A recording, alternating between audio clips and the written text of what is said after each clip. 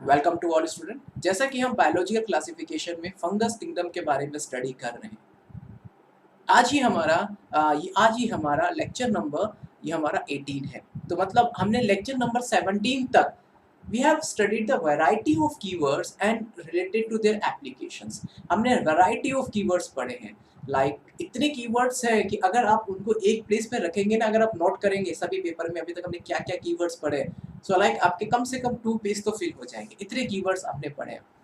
और बायोलॉजी में बेटा ये कीवर्ड्स के ऊपर ही आपकी पूरी कहानी है। और ध्यान रखना, हर एक कीवर्ड्स जो आपने पढ़ा है ना बेटा, उसको अलग से नोट करके रखिए, क्योंकि ये कीवर्ड्स आपके बार बार रिपीट होंगे। आप उन चीज़ों को लिंक कर सकते हैं। मैंने आपको पहले भी बोला था, बायोलॉजी एक ऐसा सब्जेक्ट है जिसमें आप अपनी प्रीवियस कॉन्सेप्ट को, जो आपने प्रीवियसली लर्न कॉन्सेप्ट है, उसको रिसेंट कॉन्सेप्ट के साथ लिंक कर सकते हो। Okay, you will learn that how we can make a link between the previous concept and recent concept। अभी वो आपको लिंक शायद अभी नहीं आइडेंटिफाइड कर पाओ, बट अगर आप लिंक आइडेंटिफाइड कर पा रहे हो, it means you are doing best in biology. ठीक है, you are doing a best in biology. और biology is nothing to be related with some remembrance.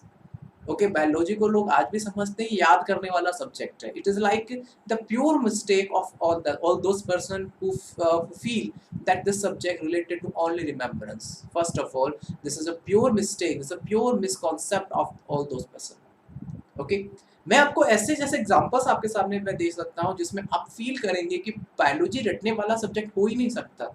अगर आप बायोलॉजी रटने वाला सब्जेक्ट मानते हो कि बायोलॉजी रटने वाला सब्जेक्ट है, तो मतलब जो इंसान है उसकी जो पूरी लाइफस्टाइल है वो रटने वाली एक रट्टू लाइफस्टाइल हुई। फिर तो मतलब हम में कोई लॉजिक ही नहीं है। अगर हम ये मानते हैं कि बायोलॉजी एक रटने वाला सब्जेक्ट है, तो इसका मतलब ये हुआ जो ह्यूमन को जो एक बायोलॉजिकल कॉन्सेप्ट पे काम करता है, वो पूरा एक इलॉजिकल है, लॉजिक ही नहीं है उसमें कोई। फिर तो यही हुआ ना बायोलॉजी का मतलब, बिल्कुल। लेकिन ऐसा बिल्कुल नहीं है बेटा। बायोलॉजी में न जाने ऐसे कितने एग्जांपल्स हैं जो खुद ये इंडिकेट करते हैं, खुद सेल्फ एक्सप्रेस करते हैं, जो ये बताते हैं हर पॉइंट पे कि बायोलॉजी समझने वाला टॉपिक है। आपको सोचिए, अगर बायोलॉजी रटने वाला टॉपिक होता तो डॉक्टर्स और जो इतने साइंटिस्ट बनते, बड़े-बड़े साइंटिस्ट और बड़े-बड़े doctors how how could they perform? कैसे परफॉर्म करते हैं अपने कैसे परफॉर्म करते सब चीज़ें ये? फिर तो वो रटने में लगे रहते हैं। No, they understand the concept of science and on the basis of that science they work better for the human welfare. So आप भी बेटा कभी भी बायोलॉजी को रटने वाला सब्जेक्ट मत मानिए। और मैंने आपको बोला, with for 2 years I am with you. बस आई नीड योर सपोर्ट।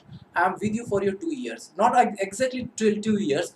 आगे आने वाले समय में भी आई एम विथ यू। ठीक है, मैं केवल 11th-12th ही नहीं, मैंने अभी भी engineering, BTech, master of technology, master of science, ठीक है, उनको मैं प्रोफेशनली उनको मैं पढ़ाता हूँ। So I can guide you even after the 12th also कि अब क्या आपकी लाइन है। मैंने अराउंड 8 to 9 ईयर्स इसमें फील्ड में निकाले हैं। मुझे आइडिया है कि क्या 12th के बाद क्या आप जा सकते हैं, क्या अच्छा कर सकते हैं, किस चीज़ में आपका बेहतर है आज। Okay, I used to teach the MSc students, MTech students, and the BTech students in variety of disciplines.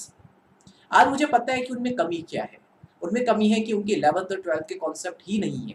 उन्होंने क्या है कि उन्होंने रट के 12th में अच्छे मार्क्स लेके आ गए and they took admission in any one of university for the pursuing of the engineering and the science and variety of disciplines.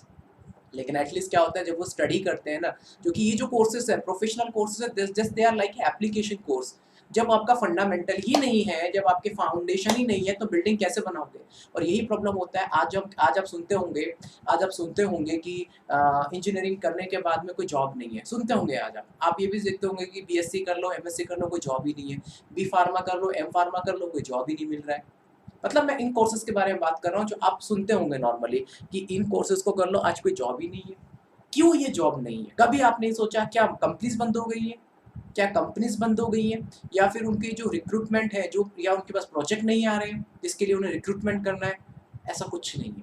Companies बहुत अच्छे से चल रही हैं, उनके पास प्रोजेक्ट्स भी बहुत है। अब तो नए नए टाइप के प्रोजेक्ट्स आने लगे हैं, बट प्रॉब्लम क्या है?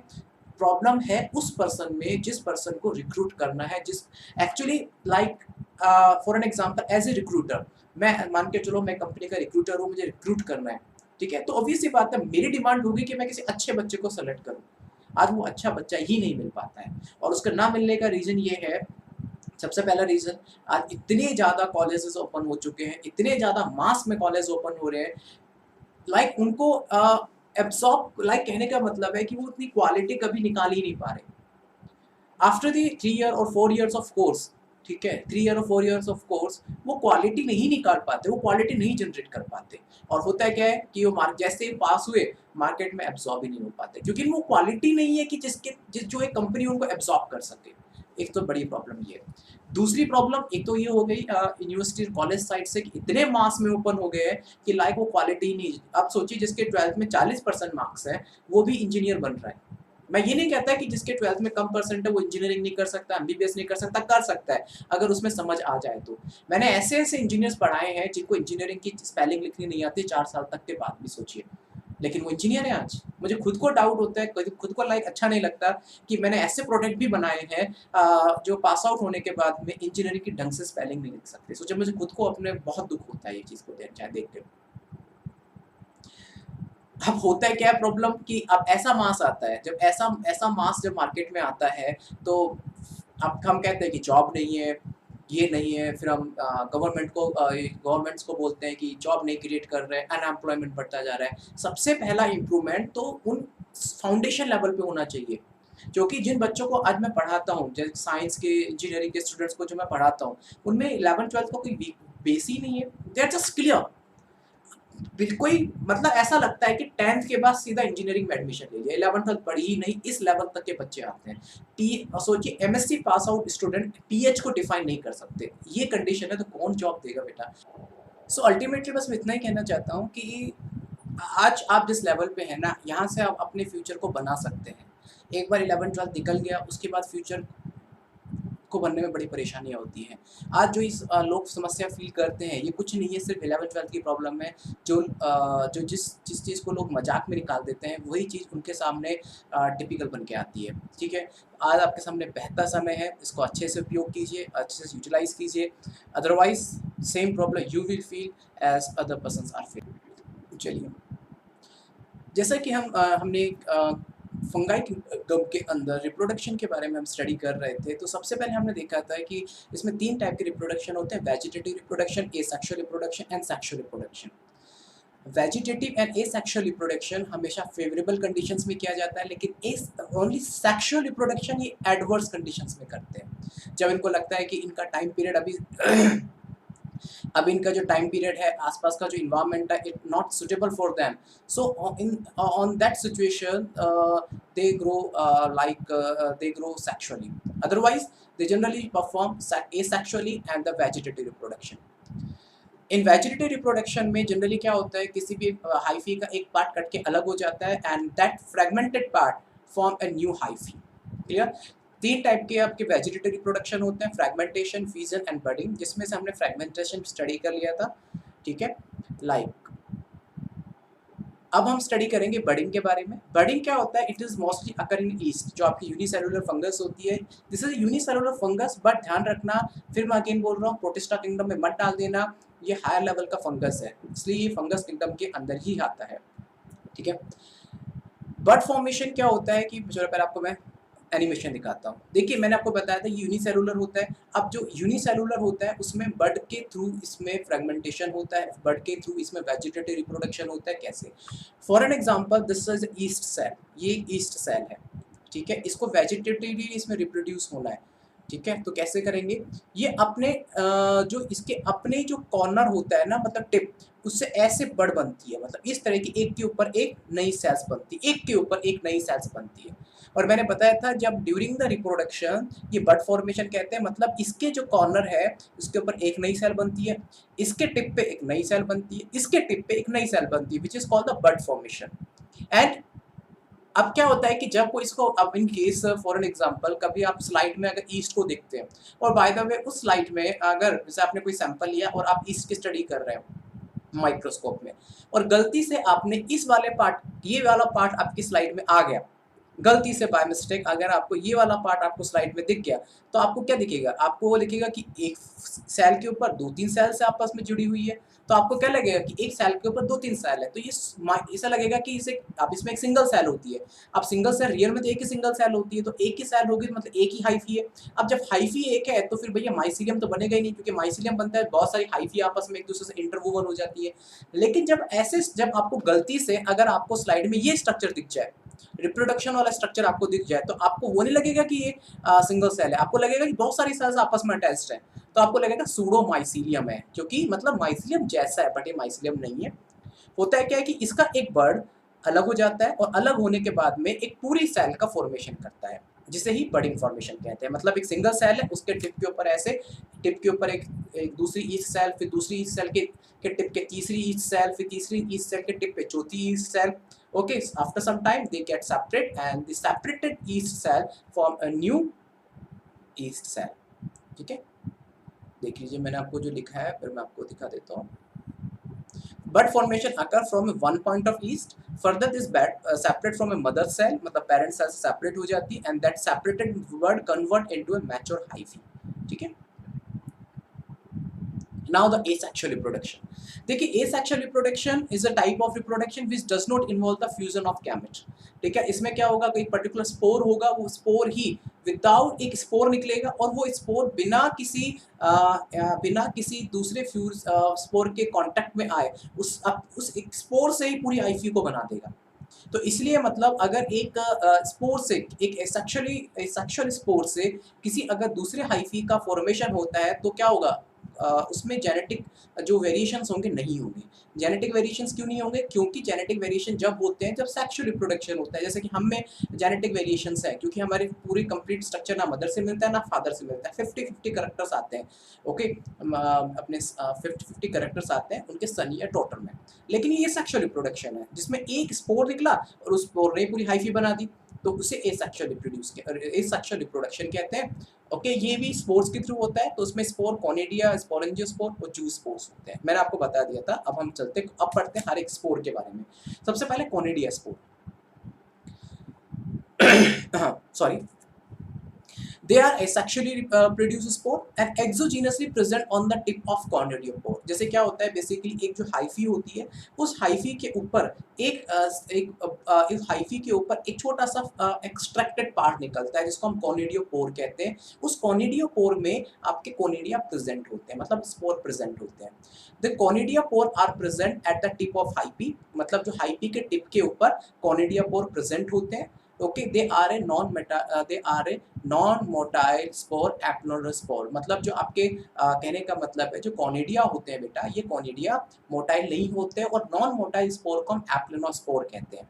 ठीक है, या तो इस देखिए, या तो आपके जो स्पोर होंगे या तो क्या होता है खुद मूवेबल होंगे या नहीं होंगे। जो मूवेबल होते हैं उनको मोटाइल स्पोर कहते हैं, या फिर जो नॉन मूवेबल होते हैं उसको नॉन मोटाइल स्पोर या एप्लोस्पोर कहते हैं। ठीक है, मैं आपको दिखाता हूँ, आपको कंफ्यूजन हो रहा होगा, मैं आपको दिखाता हूँ। This conidia formation occur in ascomycetes and deuteromycetes. जब हम एस्कोमाइसिटिस पढ़ेंगे, ड्यूटेरोमाइसिटिस पढ़ेंगे, हम आपको पूरा कॉनिडिया समझाएंगे अच्छे से उस वक्त। देखिए, मान के चलो ये हाइफी है कोई भी, इस हाइफी के टिप पे, जैसे कोई हाइफी है, इस हाइफी के टिप के ऊपर ये कॉनिडिया पोर निकल गया। हाइफी के टिप के ऊपर ये क्या है, आपका कॉनिडिया पोर है, हाइफी के टिप के ऊपर है। उस हाइफी के टिप के ऊपर एक्सोजीनसली, मतलब बाहर की तरफ कॉनिडिया प्रेजेंट होते हैं। ठीक है, तो होता क्या है बाद में, जैसे कि कभी भी जब इसको एसेक्सुअली रिप्रोड्यूस होना है, मतलब अब फंगस को लगता है कि मुझे अब एसेक्सुअली रिप्रोड्यूस होना है, तो अपने टिप के ऊपर एक फ्रूटिंग बॉडीज बनाती है, मतलब एक आउटर पार्ट बनाती है, जो जिसको अब लाइक हर एक फंगस कैटेगरी में अलग अलग होता है। फॉर एग्जाम्पल एस्कोमाइसिटिस की आप बात कर रहे हैं, तो उसमें कॉनिडियोस्पोर बनेगा, कॉनिडियोपोर बनेगा, उस कॉनिडियोपोर के ऊपर कॉनिडिया होंगे, और ये कॉनिडिया बाहर की तरफ होते हैं, इसलिए इसको एक्सोजीनसली स्पोर कहते हैं। ये कॉनिडिया अभी क्या होता है, जब भी कॉनिडिया को एक नई हाइफी का निर्माण करना होगा, तो ये कॉनिडिया अलग होता है और उससे पूरे एक मैच्योर हाइफी का फॉर्मेशन होता है। ठीक है, तो इसलिए बोल रहे हैं इसको एक्सोजीनसली। ये क्वेश्चन मेडिकल में काफी बार आता है। ठीक है, exogenously endogenously spore, which one of the asexual spore which one of asexual spore is endogenous spore, which one of the asexual spore is an exogenous spore। तो कॉनिडिया देखिए बाहर की तरफ है, अगर ये अंदर की तरफ होता, मतलब सॉरी, ये अगर कुछ ऐसे अंदर की तरफ होता तो क्या बोलते हैं, एंडोजीनसली। लेकिन ये कॉनिडिया स्पोर के बाहर है तो इसको हम क्या बोलते हैं, एक्सोजीनसली। मैं आपको दिखाऊंगा, वो भी स्ट्रक्चर दिखाऊंगा एंडोजीनसली वाले भी। ओके, चिंता मत कीजिए आप, ठीक है। तो ये ऐसे आप ड्रॉ कर सकते हो, और वैसे ड्रॉ करेंगे ना तो इसलिए आपको समझाना मुझे भी आसान पड़ता है, ठीक है। Now sporangiospore, sporangiospore again they are a sexual spore, okay, that are produce in a sporangium. देखिए क्या होता है कि जैसे स्पोरेंजियम मतलब एक मान के चलो, एक तो होता है ना आपके एक होता है ना जैसे कि थैला, बैग, तो एक बैग जैसा स्ट्रक्चर होता है जिसके अंदर आपके स्पोरेंजियोस्पोर रखे होते हैं। मैं आपको सब कुछ दिखाऊंगा, चिंता मत कीजिए, बिल्कुल चिंता मत कीजिए। स्पोरेंजियम एक तरह का थैला है, जिसके एक बैग है एक तरह का, जिसके अंदर आपके स्पोरेंजियोस्पोर रखे हुए हैं, और ये again they are a non motile spore, मतलब ये एप्लोनोस्पोर कहते हैं, ठीक है। स्पोरेंजियम आपका सिंगुलर वर्ड है, और जब स्पोरेंजिया ये प्लूरल है। A sporangium is a fungi cell-like structure which contain a spore until spore get mature ready for a dispersion। मैं आपको दिखाता हूँ सबसे पहले एनिमेशन ही। Okay, this sporangiospore formation occur in zygomycetes. सुनिए, अभी ये दिखा रहा है ना, ये एस्कोमाइसिटीज में होता है, जैसे कॉनिडिया एस्कोमाइसिटीज, ड्यूटेरोमाइसिटीज, ठीक है, और ये आपका जैसे कि जाइगोमाइसिटीज के अंदर होता है। मैं सब चीज आपको जब जाइगोमाइसिटीज पढ़ाऊंगा ना, अलग से अच्छे से पढ़ाऊंगा, आपको चिंता मत कीजिए। आपको इस तरीके से पढ़ाऊंगा ना, आपका कोई बोर्ड का एग्जाम, बोर्ड का कोई क्वेश्चन, फिलहाल चलो आपका बोर्ड नहीं है, लेकिन जो भी आपका होम एग्जाम होगा, एनुअली होम एग्जाम्स होंगे ना, आपका कोई एम्स का कोई क्वेश्चन, और ना ही आपका कोई नेट का क्वेश्चन गलत होगा। फिलहाल तो नेट और एम्स को भी एक ही कर दिया है, आपके लिए खुशी की बात है, ठीक है। अब समझाता है स्पोरेंजियोस्पोर क्या होते हैं। मान के चलिए ये कोई भी आपकी एक हाइफी है, ठीक है। अब इस हाइफी को मान के चलो ये जाइगोमाइसिटिस ग्रुप की एक हाइफी है, जिसको एसेक्सुअली डिवाइड होना है, तो क्या करेगा ये अपने ऊपर, जैसे कि मान के चलो, और ये जो हाइफी का ध्यान रखना, जो होता है ना लोवेस्ट पोर्शन, जिसे राइजोइड कहते हैं, मतलब रूट पोर्शन कहते हैं, जिससे कि हाइफी, जैसे इसके थ्रू से क्या होता है, हाइफी एक पोर्ट से जुड़ी हुई होती है, क्या होगा ना, हाइफी क्या इधर उधर हो सकती है, तो हाइफी क्या होता है, जिस बेस से जुड़ी हुई होती है उसे राइजोइड कहते हैं। ध्यान रखना, मतलब ये रूट काइंड ऑफ स्ट्रक्चर है। प्लांट में तो उसको रूट बोलेंगे, और फंगस में इसको राइजोइड बोलते हैं। इसकी हेल्प से ये एक बेस से कनेक्ट होती है, ठीक है, जिसके से मूवेबल नहीं होती है, उसे राइजोइड कहते हैं, ठीक है। ये आपका पूरा हाइफी है, ठीक है। आप मान के चलो इसको कभी भी एसेक्सुअली रिप्रोड्यूस होना है, तो क्या करेगा, एसेक्सुअली रिप्रोड्यूस होने के लिए ये एक स्पोरेंजियोफोर बनाएगा। स्पोरेंजियोफोर देखिए, थोड़ा स्पेलिंग में थोड़ा आपको, प्रोनाउंसिएशन में थोड़ा आपको सिमिलरिटी मिलेगी, ध्यान रखिएगा। सबसे पहले ये स्पोरेंजियोफोर बनाएगा, उस स्पोरेंजियोफोर के ऊपर आपका स्पोरेंजियम बनाएगा, ठीक है। उस स्पोरेंजियम के अंदर आपके स्पोरेंजियोस्पोर होंगे, और जो स्पोर, ये आपको मैं अच्छे से और समझाऊंगा जब जाइगोमाइसिटिस पढ़ाऊंगा। ये स्पोरेंजियोस्पोर एंडोजीनसली होते हैं, जैसे कॉनिडिया एक्सोजीनसली था, ये एंडोजीनसली होते हैं। और जब भी इनको लगता है कि जब स्पोर मैच्योर हो चुके होते हैं, तो sporangium get burst out and the spore come out, and the single spore can make a new mature hyphae. समझ में आ गया? तो ये स्ट्रक्चर है। तो देखिए, इस हाइफी के टिप के ऊपर स्पोरेंजियोपोर बना, उसके ऊपर एक बैग जैसा स्ट्रक्चर, देखिए बैग जैसा स्ट्रक्चर है ना, इसको स्पोरेंजियम कहते हैं। यहाँ तो फिलहाल मैंने एक स्पोरेंजियम दिखा है। When you draw a number of sporangium on the tip of hyphae, so that the collectively they are called as sporangia, और उस स्पोरेंजिया के अंदर स्पोरेंजियोस्पोर फिल होते हैं। क्लियर हो गया? उस स्पोरेंजियम के अंदर स्पोरेंजियोस्पोर फिल होते हैं, जो कि एंडोजीनसली होते हैं। समझ में आ गया? अब कंफ्यूजन कहाँ होता है इनमें, स्पोरेंजियोफोर, स्पोरेंजियोस्पोर, स्पोरेंजियम, ये गलतियां होती है, ठीक है, क्योंकि आपको स्पोरेंजियोस्पोर और एक जैसे, देखिए ये स्पोर तो अलग ही दिखेगा, तो स्पोरेंजियम बैग जैसा स्ट्रक्चर है, तो ये कभी इनमें मिसमैच मत कर जाना आप, ठीक है।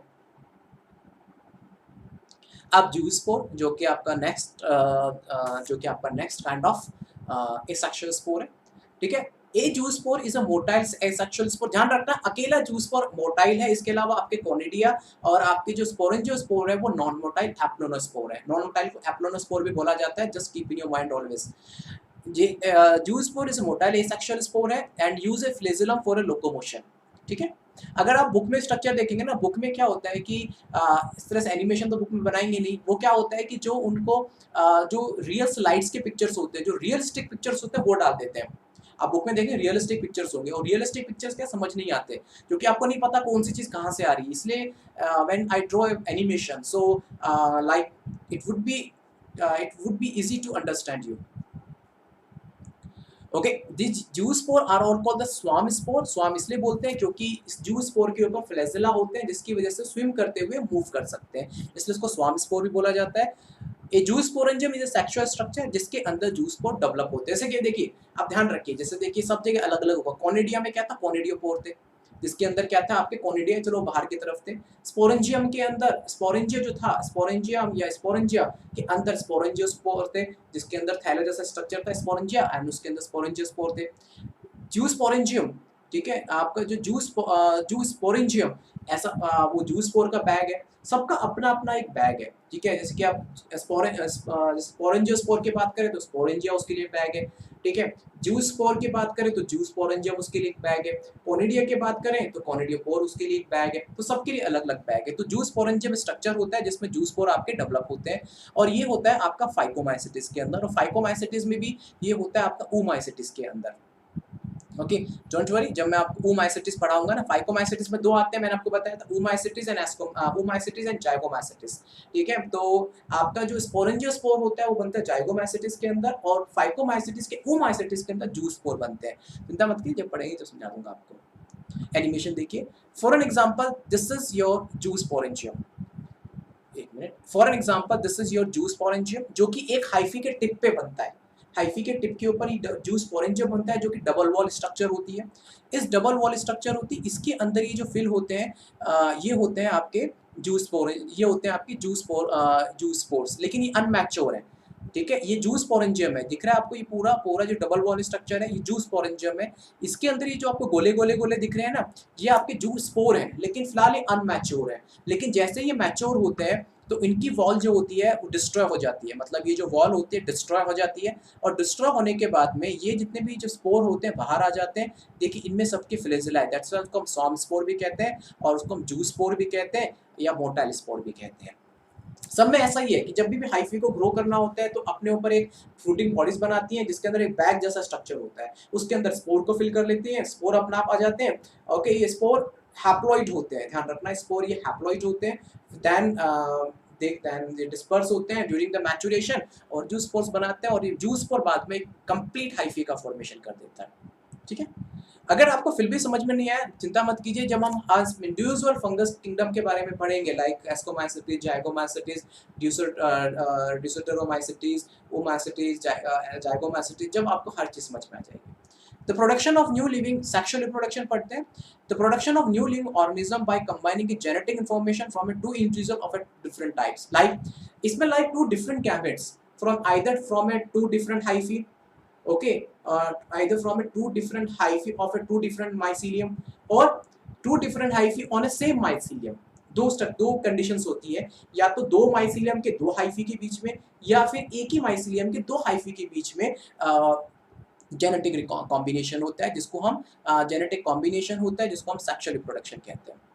ओके, ये भी स्पोर्स के थ्रू होता है, oospores होता है, जाइगोस्पोर होता है, और आपके एस्कोस्पोर्स होते हैं, और ओके, और आपके बेसिडियोस्पोर्स होते हैं। ये आपके, ये स्पोर में मत कंफ्यूज हो जाना, मैं आपको फिर बता रहा हूँ बेटा, ये अलग से ध्यान रखना, वरना बच्चे कंफ्यूज आते हैं, एसेक्सुअल और सेक्सुअल स्पोर को मिक्स कर देते हैं, ठीक है। देखिए, लेकिन ध्यान रखना, ड्यूटेरोमाइसिटीज एक ऐसा ग्रुप आता है जिसमें अभी तक till now sexual reproduction sexual reproduction still is unidentified, that's why उनको ड्यूटेरोमाइसिटीज में रखा जाता है। और एक्चुअली मैं बताऊं तो ये वर्ड भी मैंने यहाँ गलत लिखा हुआ है, ओके। तो ये एब्सेंस नहीं लिख सकते, क्योंकि काफी बुक के अंदर एब्सेंस लिखा गया है, बट एब्सेंस नहीं कहते, इट्स अनआइडेंटिफाइड, अभी तक अनआइडेंटिफाइड नहीं है, अनआइडेंटिफाइड है अभी तक, ठीक है। एब्सेंस से मतलब कि अभी तक आइडेंटिफाई नहीं किया गया, और जिनके अंदर सेक्सुअल रिप्रोडक्शन आइडेंटिफाई नहीं किया गया उसको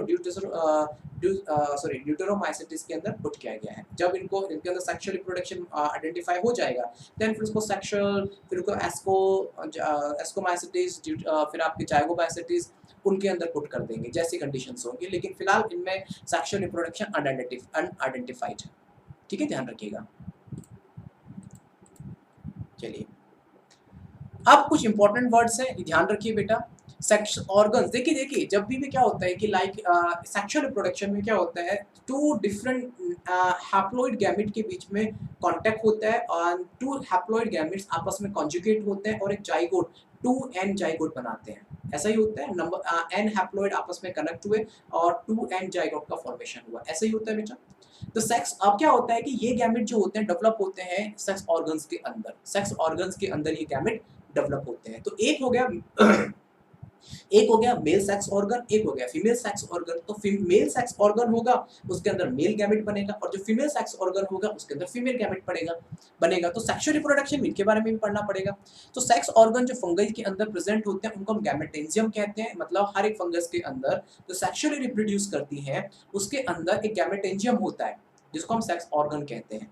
ठीक है, सेक्स ऑर्गन कहते हैं। ये गैमेटेंजियम क्या होता है, अगर सिंगुलर है और प्लूरल बात करें गैमेटेंजिया, ये हैप्लॉइड नेचर का होता है और यूनिसेल्ड होता है। ठीक है, ये बेसिकली हैप्लॉइड गैमेट प्रोड्यूस करते हैं और ये दो टाइप के होते हैं। अब देखिए गैमेटेंजियम है तो मतलब दो टाइप के होंगे, एक तो होगा मेल गैमेटेंजियम, एक होगा फीमेल गैमेटेंजियम। तो जो मेल गैमेटेंजियम होता है उसको हम एंथ्रीडिया कहते हैं और फीमेल गैमेटेंजियम को oogonia कहते हैं। ये थोड़े वर्ड्स हैं, ध्यान रखिएगा। अब जो एंथ्रीडिया है ये फीमेल गैमेटेंजियम है जिसमें मेल गैमेट बनेगा और जो फीमेल गैमेटेंजियम है वो oogonia है जिसके अंदर फीमेल गैमेट बनेगा। अब क्या होता है कई बार एक ही हाइफी के ऊपर ही दोनों प्रेजेंट हो सकते हैं, मतलब एक ही हाइफी है, ठीक है, मतलब मान के चलो एक हाइफी से कि फॉर एन एग्जांपल एक हाइफी नहीं सॉरी, इन केस एक ही माइसीलियम की दो हाइफी के बीच में मान के चलो ये एक माइसीलियम, उसके दोनों हाइफी के एक हाइफी के ऊपर मेल गैमेटेंजियम और दूसरे हाइफी के ऊपर फीमेल गैमेटेंजियम प्रेजेंट हो सकता है। सो ध्यान रखना अगर मेल गैमेटेंजियम है तो दैट इज कॉल्ड एंथ्रीडिया और फीमेल गैमेटेंजियम है तो oogonia बोलते हैं, बिकॉज मेल गैमेटेंजियम के अंदर मेल गैमेट बनेगा और फीमेल गैमेटेंजियम के अंदर फीमेल गैमेट बनेगा। If they have a tendency to if they have a tendency for the sexual reproduction, otherwise नहीं होंगे इनमें। If gametangia in a male or gametes is same, मतलब अगर गैमेटेंजिया मेल और गैमेल के अंदर सेम होता है, मतलब सेम स्ट्रक्चर होता है, ठीक है, तो उसको हम बोलते हैं आइसोगैमस। और मॉर्फोलॉजिकली डिसिमिलर है तो अनआइसोगैमस। अब यहाँ सेम में कंफ्यूज मत, जेनेटिकली सेम की बात नहीं कर रहा, जेनेटिकली सेम हो ही नहीं सकता। अब मैं मॉर्फोलॉजिकली बात कर रहा हूँ, मैं बताऊंगा इनके बारे में आपको लेटर ऑन। जब अगर मॉर्फोलॉजिकली मेल और फीमेल गैमेट सेम है तो उसको बोलते हैं गैमेटेंजिया, और जब मॉर्फोलॉजिकली डिसिमिलर है तो ये वर्ड होता है एनआइसोगेमीज, एनआइसोगैमेटेंजिया। ये वर्ड बहुत बार रिपीट होंगे, ह्यूमन में भी आते हैं ये वर्ड्स। ह्यूमन में भी बात करें जैसे कि स्पर्म एंड ओवम, दोनों का स्ट्रक्चर जो मॉर्फोलॉजिकल जो स्ट्रक्चर है डिसिमिलर होता है, तो उसके लिए मेल फीमेल लाइक ह्यूमन में भी जो गैमेट्स होते हैं वो होते हैं अनआइसोगैमेटेंजिया।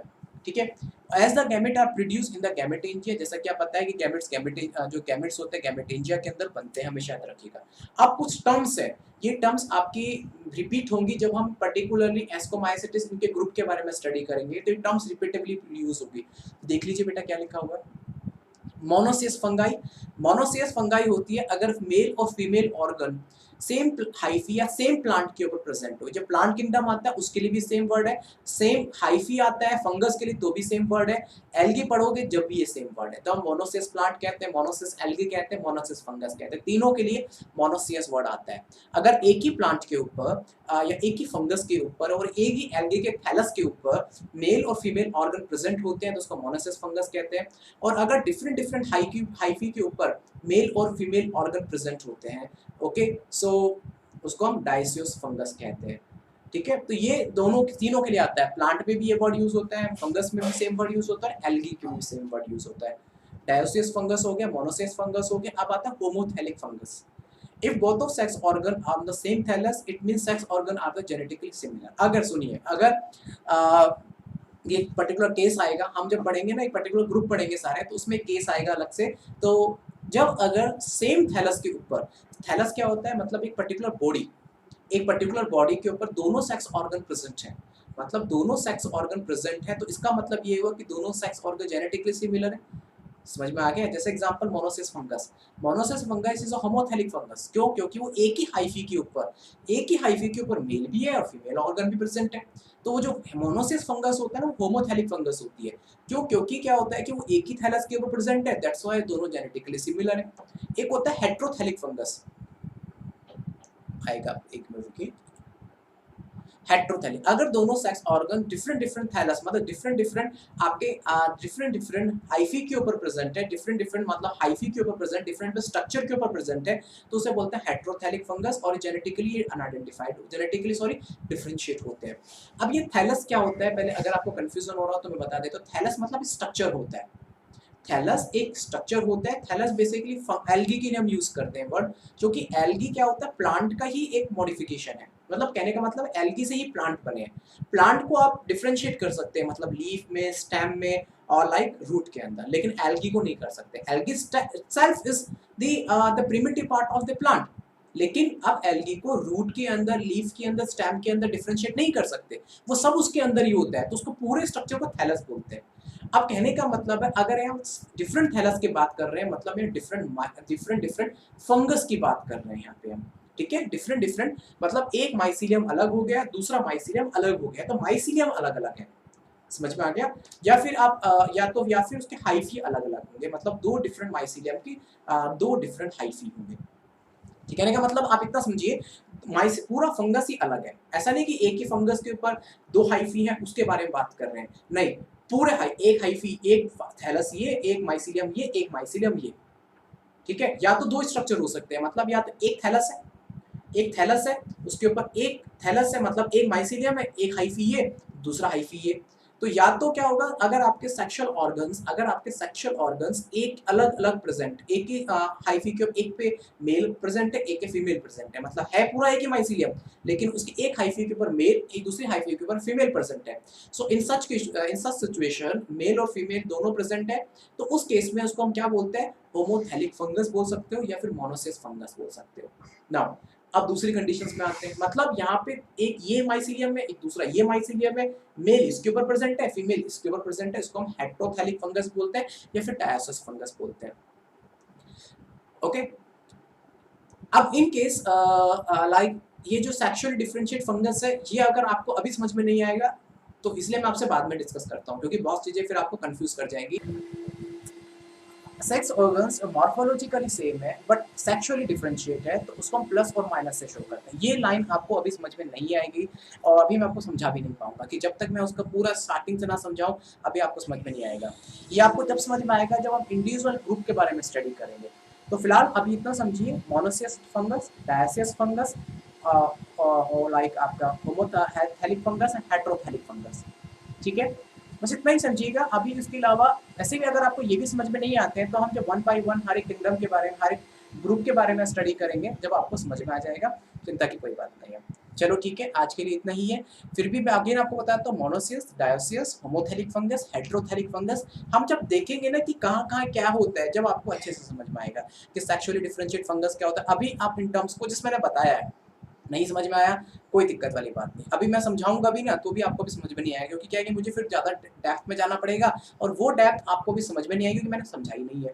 तो अब जैसे कि ये खत्म हो गया, फिर इसके बाद मैं आपके स्टार्ट करूंगा one by one each and every group, तो उस वक्त आपको समझ में आ जाएगा, बिल्कुल चिंता मत कीजिए, ठीक है। चलिए आपसे मिलेंगे नेक्स्ट लेक्चर में फिर से। अभी हम सेक्सुअल रिप्रोडक्शन को थोड़ा सा और देखेंगे, फिर हम इंडिविजुअल ग्रुप के बारे में पढ़ना शुरू करेंगे। धन्यवाद।